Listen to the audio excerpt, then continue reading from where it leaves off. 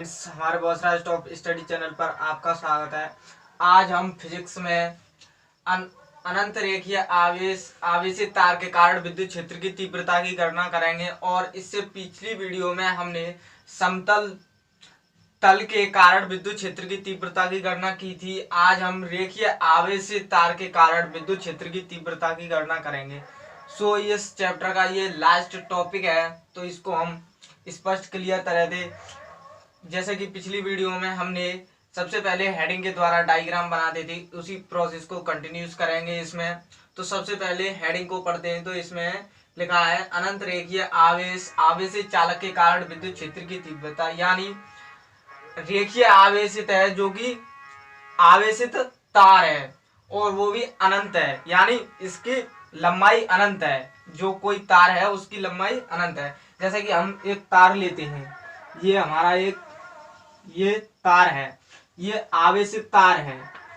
इस हेडिंग के अनुसार इसको हम आवेश प्लस क्यू से प्रदर्शित करते हैं। और इसमें लिखा है ये अनंत रेखीय आवेशित तार है। तो अनंत रेखीय आवेशित तार है, इसको हम डॉट डॉट डॉट से इन्फिनिटी तक दिखाते हैं। और इधर नीचे की इधर भी इन्फिनिटी से डॉट डॉट दिखाते हैं। तो इसमें हमें विद्युत क्षेत्र की तीव्रता की गणना करनी है।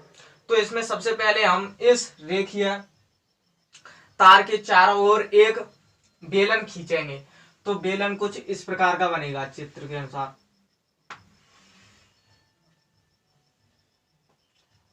यहां से ये यूं बेलन बन जाएगा, इसको इससे मिला देंगे और ये बेलन बन गया। तो इसकी त्रिज्या होगी, बेलन की त्रिज्या होती है। तो यहां से यहां तक की दूरी हमने सपोज की दूरी r है। तो यहां से यहां तक दूरी r होगी और यहां से इस केंद्र से इसकी दूरी r होगी। तो ये एक वक्रीय है, ये वक्रीय है और ये समतल सतह है, समतल। ये वक्रीय है क्योंकि ये बेलन गोला है, तो ये वक्रीय है, इसलिए ये वक्रीय। ये प्लेन है तो ये समतल है ऊपर की तरफ। तो यहाँ हम विद्युत क्षेत्र देखें तो विद्युत क्षेत्र इधर की दिशा में लगेगा, यानी ई वेक्टर। और हमने इसका क्षेत्रफल s माना, तो हम ds क्षेत्रफल की बात करें तो ds वेक्टर भी इसी दिशा में लगेगा। जब एक रेखा दूसरी रेखा के ऊपर झुकी होती है तो वहां थीटा इक्वल टू यानी एंगल 0 अंश होता है। तो यहाँ थीटा इक्वल टू 0 अंश होगा। अब इसी प्रकार यहाँ देखें तो विद्युत क्षेत्र की तीव्रता जो E है वो इधर की दिशा में E वेक्टर लगेगी। और ds वेक्टर की बात करें तो ये समतल प्लेन है, तो इसलिए ये ऊपर की ओर लगेगी, यानी ds वेक्टर। और यहाँ पर ही ना, ये जब एक रेखा दूसरी रेखा के ऊपर झुकी होती है तो वहां थीटा इक्वल टू 0 अंश यानी 90 एंगल बनता है। तो यहाँ थीटा इक्वल टू 0 अंश होगा। तो यहाँ ये हमने थीटा इक्वल टू 0 अंश और थीटा इक्वल टू 90 अंश। समतल पर थीटा इक्वल टू 90 अंश है और वक्रीय पर थीटा इक्वल टू 0 अंश है। तो यहाँ हम इस फॉर्मूले की मदद से ये phi equal to E D S cos theta, phi equal to E D S cos theta. तो इसमें सबसे पहले रेखीय आवेश आ रहा है। तो इसमें रेखीय आवेश घनत्व की बात करें तो रेखीय, यहां लिख लेते हैं इसे, रेखीय आवेश घनत्व, रेखीय आवेश घनत्व। रेखीय आवेश घनत्व बराबर होता है आवेश बट्टे लंबाई, आवेश बट्टे लंबाई। तो हम अब इसमें लंबाई की जरूरत पड़ी है हमें फॉर्मूले में। तो हम इसकी लंबाई L मानते हैं, यानी इस बेलन की लंबाई L है। तो इसकी लंबाई हमने सपोज की L है। और इसमें आवेश जो है Q आवेश है। तो यहाँ हम रेखीय आवेश घनत्व को लैम्बडा से दिखाते हैं। लैम्बडा इक्वल टू आवेश सिग्मा Q अपॉन लंबाई L, और यहां से हम सिग्मा क्यू निकालेंगे, sigma Q equal to lambda L, sigma Q equal to lambda L। अब हम इसमें पिछली वीडियो में जो हमने किया था उसी प्रकार इस डेरिवेशन को करेंगे परिभाषा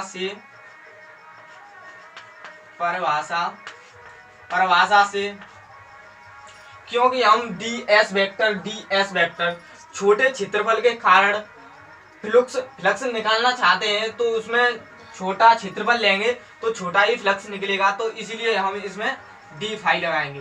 तो डी फाई इक्वल टू, यहाँ पर ही ना फ्लक्स देखे तो ds वेक्टर यानी वक्र के कारण और ds वेक्टर समतल के कारण, दो जगह से हमें फ्लक्स मिल रहा है, तो यानी इसमें हमने सबसे पहले छोटा ही क्षेत्रफल लिया है तो हमें छोटा ही फ्लक्स मिलेगा, तो इसलिए हम दोनों को जोड़ेंगे, यानी फाई वक्रीय प्लस फाई समतल, क्योंकि फ्लक्स दो जगह से गुजरेगा इसमें, तो फाई वक्रीय और फाई समतल, तो डी फाई इक्वल टू वक्रीय यानी फाई की हमने ये फॉर्मूला लिख दिया, फाई इक्वल टू ईडीएस। अब कॉस थीटा, अब वक्रीय में थीटा इक्वल टू 0 अंश है, तो यहाँ पर ही ना ये कॉस 0 हो जाएगा, प्लस फाई समतल, यही फॉर्मूला यूज होगा इसमें, ईडीएस कॉस समतल में थीटा इक्वल टू 90 अंश है, तो कॉस ये 90 हो जाएगा।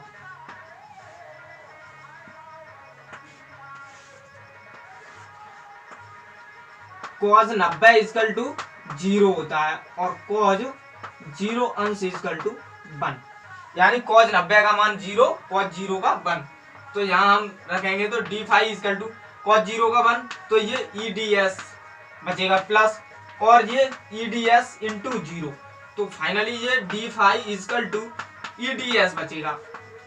अब हमें विद्युत यानी संपूर्ण क्षेत्रफल चाहिए, विद्युत फ्लक्स यानी संपूर्ण विद्युत फ्लक्स चाहिए हमें, ये ds वेक्टर के कारण ये छोटा ही विद्युत फ्लक्स निकला है, तो इसमें हम संपूर्ण विद्युत फ्लक्स निकालना चाहते हैं, तो इसमें क्या करेंगे, दोनों पक्षों का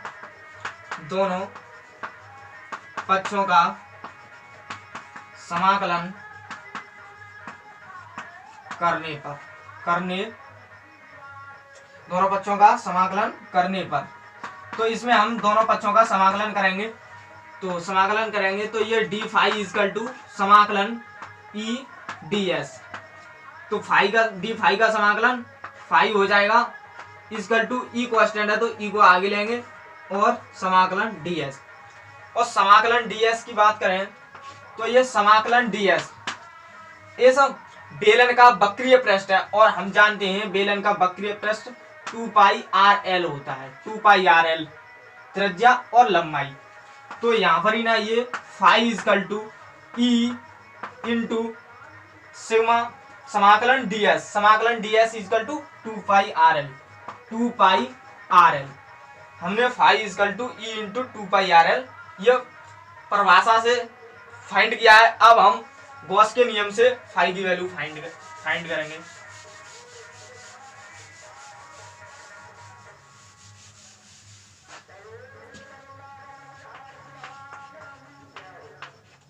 गॉस के नियम से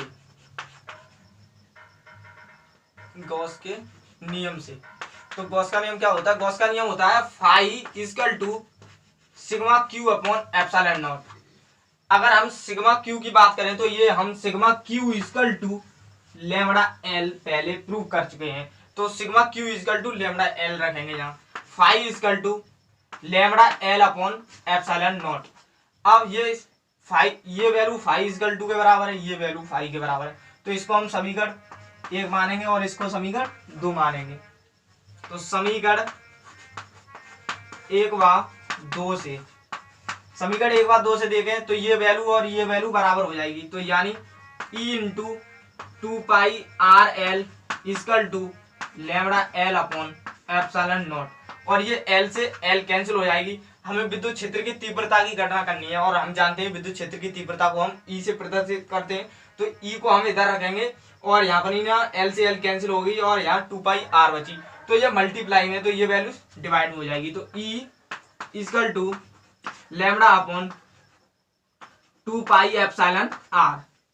तो ये हमारा अनंत रेखीय आवेशित तार के कारण विद्युत क्षेत्र की तीव्रता ज्ञात करने के लिए ये हमने फॉर्मूला व्युत्पन्न किया है, E equal to lambda upon 2 pi epsilon naught R.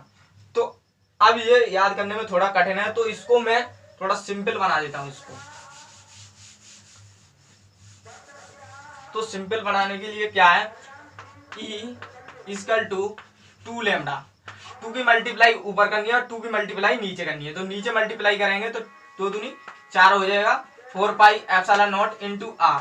तो E इक्वल टू इस 4 पाई एप्सिलॉन नॉट को अलग लिखूंगा, 4 pi epsilon naught into 2 lambda upon R. और हम जानते हैं कि 1/4 pi epsilon naught equal to K होता है, 1/4 pi epsilon naught equal to K होता है। तो यहाँ पर ही ना हम प्लेस करेंगे तो 1/k और ये 1/4 pi epsilon naught equal to K होता है, तो के को यहाँ मल्टीप्लाई करेंगे तो 2 लैम्डा अपॉन आर। अब ये finally E equal to 2k lambda upon R, 2k lambda upon R. इस फॉर्मूले को याद कर सकते हैं या इसको याद कर सकते हैं, दोनों सेम है। इसमें क्या है कि इसमें ऊपर नीचे 2 का मल्टीप्लाई किया है और ये थोड़ा याद करने में सरल है, E equal to 2k lambda upon R. तो ये अनंत रेखीय आवेशित तार के कारण विद्युत क्षेत्र की तीव्रता की गणना की ये डेरिवेशन कंप्लीट हुई। और इस चैप्टर 1 से यानी विद्युत आवेश तथा क्षेत्र से संबंधित सभी टॉपिक पर रिलेटेड हमने डेरिवेशन कंप्लीट करा दिए हैं। और डेरिवेशन कंप्लीट तरह से देखने के लिए हमारे चैनल पर प्लेलिस्ट में जाके सीरीज क्रम से वीडियो लगाई हुई है, वहां से जाके क्रम से देख सकते हैं, प्रत्येक वीडियो सीरियल में लगी हुई है।